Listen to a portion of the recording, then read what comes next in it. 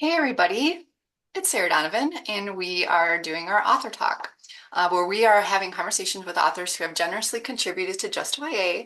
And this is the paperback version, which you can get anywhere books are sold, but it is also available on Open OK State for free for teachers and students and everybody to download as many times as they want and to read it and make copies and annotate it and share. And we're talking about, a little bit behind the scenes of the pieces and also just to meet the authors live. And so today we have Jamie with us. Jamie, will you introduce yourself and tell us where you are in the world and sort of what's going on? I am Jamie Jo Hoang. I'm really excited to be here. I have really enjoyed reading the other stories in this book, so I highly encourage everyone to get a copy. Um, I live in Houston, Texas, but I was born in Denver, grew up in Orange County, California, and moved here a few years ago to write my first book. And I'm now working on my third, um, which is very exciting. Uh, yeah, I just got back from a trip to Vietnam, so I'm feeling very connected to the land, which my story is about. So I'm really excited to talk about it. Thanks, Jamie. Can you say just a little bit about how you came to like name yourself as writer or decide that you wanted to make a life writing? I think every day I still question that. Mhm. Um, but I I actually went to film school at UCLA, and I worked in Hollywood for 8 years. But I was always working on other people's projects. And finally, I had been working two jobs and I decided to quit and move to Texas just purely because I didn't know anybody. And I wrote my first book. That for me was sort of like a master class in writing. And I wrote that first book just to sort of see if I could and to teach myself a little bit about the industry.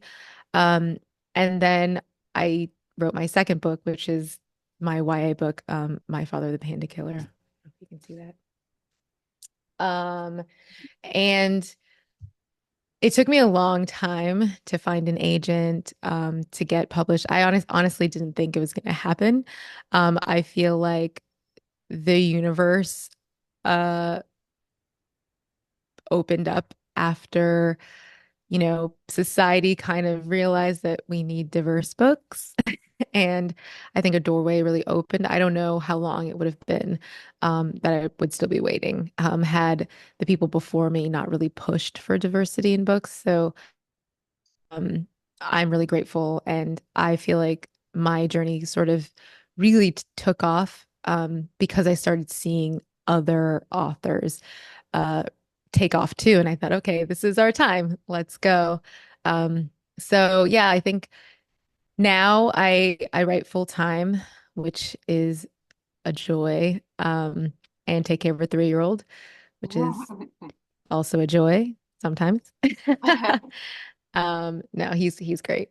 Um, and I try to really focus on stories about connection, particularly for immigrants.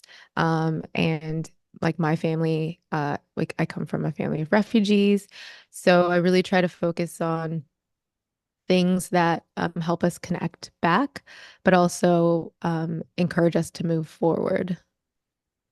Oh, that's beautiful. Yeah, thanks for articulating it that way and also for giving us some context as to um, how you came to this space and this story, but also I think through your book and also um, some of the writing that you did last year and some of the meetings that we had at the YA Summit last year sort of like helped me find you and find your book and read and share your book with my students and it's just been really important to hear your family story and the way that you render the family story into fiction and blending autobiography and fiction in those spaces too, which I think is another reason why I love this anthology because we can kind of have these family actually is actually very present in a lot of the pieces, which is really important to the lives of our students too. So with that, would you like to talk a little bit about Pebbles in My Palm I just like saying that. I'm going to say it again. Pebbles in my palm. So Thank beautiful. you. Yeah, I'd love to. It's Or do so you want to weird read because first? Like which do you think would be? um, you know what? I'll read it first. Okay. That's a good idea. I have my copy. Very excited. Okay. Pebbles in my palm.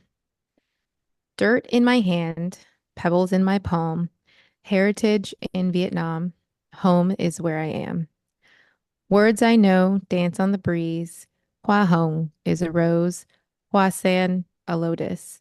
I speak not with ease. I sound American because I am American, but I'm also Vietnamese. So I listen to tradition, passed down in song and dance, fans in hand, a spark of imagination, history at a glance. With the flick of a wrist, culture is served up with a twist. Feel the wind, stand in place. Let it swoosh, let it sway, let it fly across your face. Dirt in my hand, pebbles in my palm, heritage in Vietnam. Home is where I am. Fans close, opening as flowers on the ground, sprouting from seeds that tumble and fall, tossed in a turbulent tempest, outward bound, blooming everywhere, all year round. I am the bud of a new generation, rooted in old and nurtured by new. I dance to practice our customs, to imagine toiling in the soil and rolling pebbles between my fingers from a land that nourished ancestors. Knowing where I come from helps to become the me I want to be.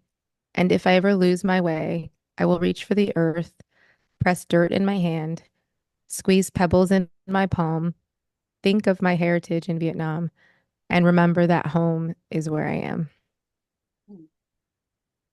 Thank you, Jamie. So many lines in here are like moving me as I hear you read, and you did a beautiful job reading too. Thank you. What kind of stands out to you as you read this again, as it and especially out loud? You know, I I wrote this piece before I went to Vietnam and like I as I had mentioned, I just came back from Vietnam and I've been thinking a lot about my generation and our connection to Vietnam because most of us did not live there. We didn't grow up there. Half of the people my age, which is second gen Vietnamese people, barely speak the language. When I was there, my Vietnamese I felt was abysmal. And I was like, wow, I really need to work on this. But the reason why I really focused on home being where I am is because I feel like there's this sense that we don't have a home because we were displaced and there's this imagery of the diaspora where you began in one place, your ancestry is in one place, and then you're dispersed throughout the world. And where is home? And I think the best pathway forward for us is to understand that where your heritage is different than where your home is. And so home is where I am, meaning wherever I go, home will be where I am placed. And I just love that because I think it helps me connect back to being Vietnamese, but also not feel um, guilty, I guess, for not having a stronger connection to Vietnam itself. Hmm. Yeah, I think as an educator, I think about how poems can help our students think about their families, of course, and how it can serve our students as readers. But I also think about the poems that we share as mentor texts for them to write through their lives in another way, and how the poem invites us or empowers us in so many ways to explore parts of our lives that we can do through these quatrains that you have and through the way that you use em dashes and the way that you move through the poem from just a very physical, um, really embodied way of holding dirt in my hands, literally, and being embodied in the wind standing in place and letting it swoosh and sway and flying across your face, and how it's just like swooshing over you physically. Um, all these like really sensory ways and this the way that you use dance and movement throughout the poem. I just feel like it's a wonderful text for students to write about the places where they feel home and alive and the times that their body feels a comfort and a belonging because like the scene of the dancing and feeling the wind and standing in place feels like the home. It feels like the belonging and just in those in the stanza in between the ones we're sort of questioning or wondering like what is it like there's an inquiry in the poem too and I just love thinking about using this as a way to invite students to write their own poem of home and whether it's pebbles in their palm or their feet in cleats playing soccer or something else right you know that might resonate with them. Yeah, I completely agree. I think, we're a nation of immigrants, and I think that a lot of times we often try to search backwards for who we are. And I think that feeling rooted in a place is really important. Um, and it doesn't have to be one or the other. You don't have to live in the land that your ancestors come from to really connect to your heritage. I think the traditions that get passed down are really important. My grandparents did a great job of really handing down a lot of tradition, and it's fun for us. I think when we celebrate like Vietnamese New Year's, and we get the food and the friendship, like all of my cousins, when we get together, there is this sense of community, and each of us look at um, our connection to Vietnam very differently, but we all kind of share in the same idea that we are a diaspora, and we're gonna take. I mean, it's sort of nice to think about the fact that we get to reach back into the past and sort of scoop some of that history and take it with us. But we also get to absorb everything that's new and add that to like our palette of life. So it's an abundance, I guess, of things that we get to have, which I really appreciate about being part of the diaspora and getting to share um, the past and the future. Mhm. Yeah.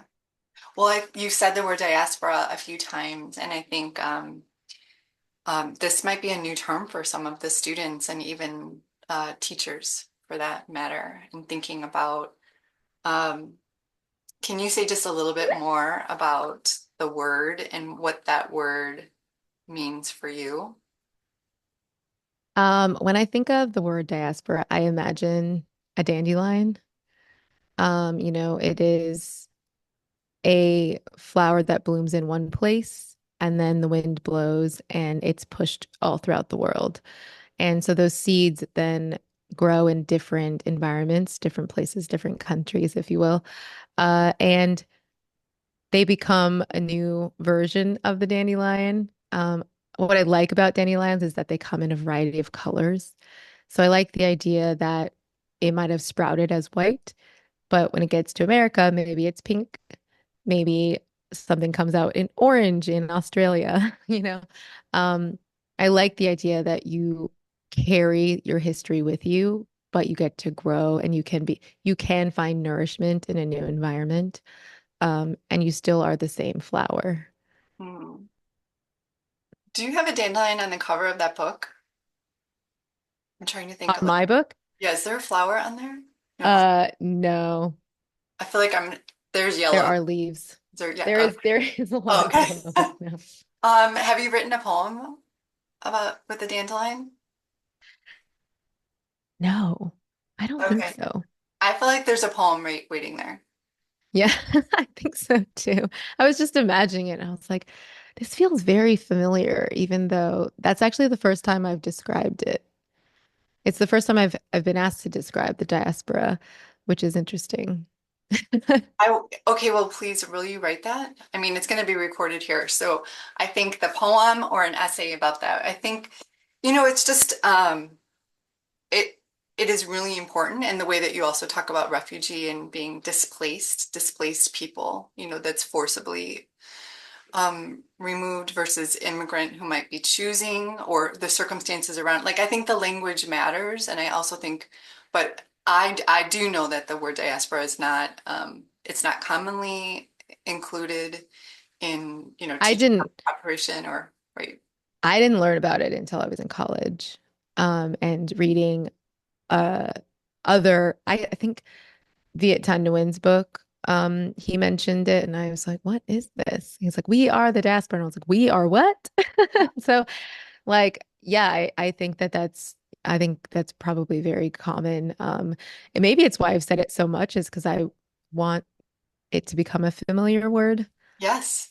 in And a I way. think understanding it through this metaphor of the dandelion is a really helpful way of thinking about the seeds spreading. It's another, that's why when teachers teach about like symbols and metaphor and simile, they're so focused on students identifying them in the text, but not always why they're so useful, why they're useful for helping us understand something that's abstract, but really important. And using a dandelion to describe it is a really beautiful way of thinking about the diaspora, but also, sort of the implications of it and what it means for them, for the people to be spread in all these different places, and what it means about the social forces that cause that. And it doesn't mean it's right or good or it should be that way, but thinking about what is and how can we understand it. And I was in Armenia over the summer studying the Armenian genocide, and that came up a lot in everyone that we met about the diaspora and how like the California has a very large Armenian population,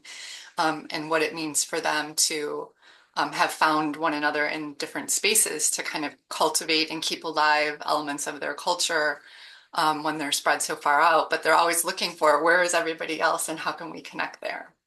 Yeah, I was just talking to my really good friend who's Assyrian and about the diaspora, and she said the same thing. Like, there's a huge, I guess a sizable, I don't know if it's huge population of Assyrians in Turlock, California, and I think the fact that people have congregated there is the same reason why Vietnamese people all, you know, kind of found their way to Orange County, California, or Sacramento, California, and even, I mean, Houston now I think is the second or third largest Vietnamese population, but we're always looking for, I guess, a connection to each other. So I think for my parents in particular, it was really important, probably just to find a grocery store where you could ask for something and someone knew what you were talking about.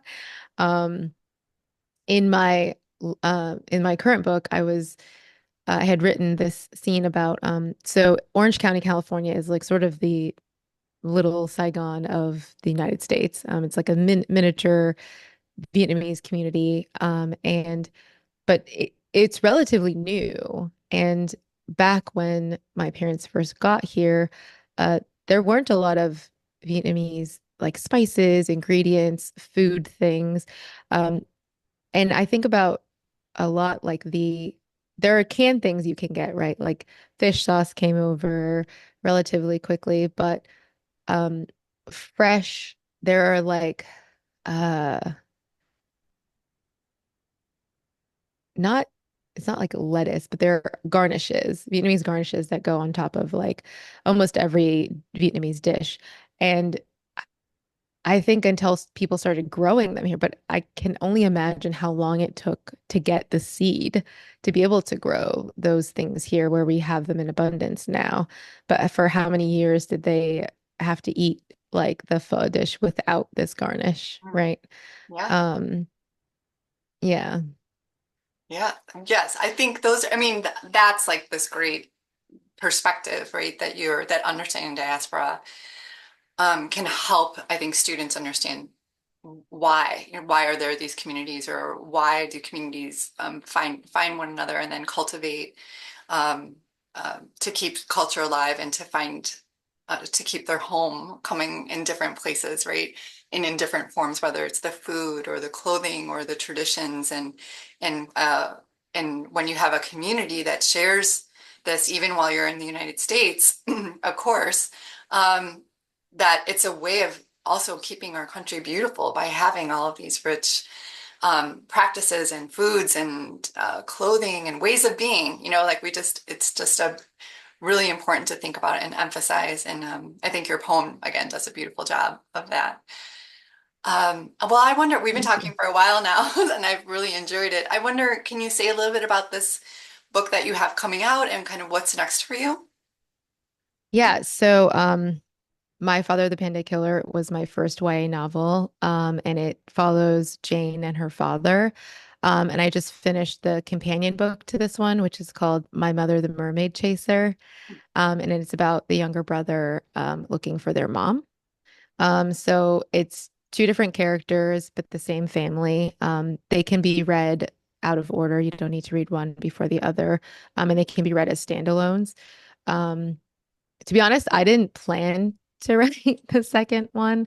Um, when I sold the first book, they had asked me what I was working on, and I sort of offhandedly said, "Well, I'm thinking about maybe building out the younger brother character." And they're like, "That sounds great." And so they bought it sight unseen, which was really cool for me. And then when I started writing it, I realized like what's great about having the two books is that siblings that grow up in the same family have very different perspectives about what happened within the family, even though they grew up together. And I like that they are very different people who come at things from different perspectives. I think being able to see that like within one family, one can derive different ideas about what their history has been like, you know, what the family life was like. It kind of helps people realize or see that you can have more than one opinion. And like sibling bickering is actually, I think, really great way to like talk about the things that were very difficult for us growing up and also the things that were really great growing up. Um, and so the two books kind of are like in conversation with each other, which is really cool for me. And I just this past week got to see the new cover for the books. I'm very excited. And I think it's set to come out next year. Wonderful. Well, I will look forward to that. And I remember thinking about the little brother when I read My Father the Panda Killer, wondering about that too. I come from a really big family, and I think a lot of our students do too. And so it's helpful to think of perspective and um, which is an important thing, perspective taking and perspective, claiming, and to see your own perspective in there. But to see the brothers will be really great. I think it will be. I'm looking forward to that. I I like I really like the idea that we don't all have to agree on uh our past, I guess. I think it's fine and it's kind of beautiful. My sister and I were 18 months apart, and then I have a younger brother who's kind of the same delineation between Jane and Paul. My younger brother and I are 11 years apart, and then I have a younger sister who's 13 years younger than me. And we're all extremely different, and part of why we see the world differently is because we're just inherently different people. But I think that it's kind of neat to be able to see how we've all coped and how we've all like looked at our past. And I think it sort of shows that there's really no one pathway forward. There are many different pathways forward. It's the reason why I feel like we shouldn't look to any one book for the answers to like all of Vietnamese culture, right? I would never want anyone to think like this is the book you should read if you want to understand Vietnamese people. I think we need many, many more books, which is why I'm so excited to be part of this. I like I really, really feel like not just for Vietnamese people, but just to be able to get a slice of life, bit of um information about many, many different types of groups. I think what I found is that there's so many similarities. Yeah. And I love that. I feel like I felt connected to almost every single piece I read. And that's, I think, how we learn that diversity is something great. It's not something to be scared of. I think, we are all really similar in way more ways than we think. And even if the language is not something you understand, like I have Vietnamese words in my poem, I don't feel like you can't connect with them. I've read quite a few other languages, like words with or pieces that had other languages in them, and I felt connected too. So um, I think it's a really powerful book, and I hope everyone gets a copy. Thank you so much, Jamie. I really appreciate you being with us and your support of this project. And we're just really grateful for you to be included and to spend some precious time with us today after coming back from your trip. And it just means so much that you were with us today. So thank you so much. Thank you. Thanks for including me. I really, really appreciate it. I'm so grateful.